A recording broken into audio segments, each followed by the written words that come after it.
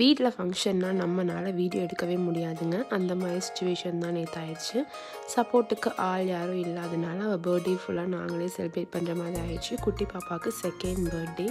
So அவள் birthday ஃபுல்லாக நாங்களே என்கேஜ் பண்ணி பார்த்துட்டு இருந்தனால டைமே இல்லை வீடியோ எடுக்கிறதுக்கே.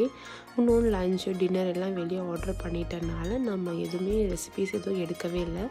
இன்றைக்கி ஆஸ் யூஷுவல் ஸ்கூல் ஸ்டார்ட் ஆனதுனால எப்பவும் போல் சுண்டல் குழம்பு ரெசிபி செஞ்சுருக்கேன்.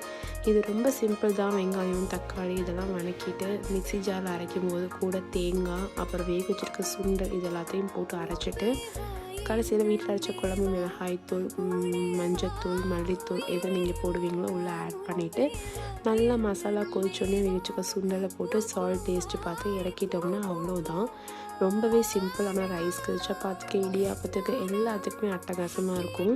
கண்டிப்பாக ட்ரை பண்ணி பார்த்துட்டு எப்படின்னு கமெண்ட் பண்ணுங்கள். நெக்ஸ்ட் வீடியோவில் பார்க்கலாம். அதுக்கு கூட என் சேனல் மறக்காமல் சப்ஸ்கிரைப் பண்ணுங்கள்.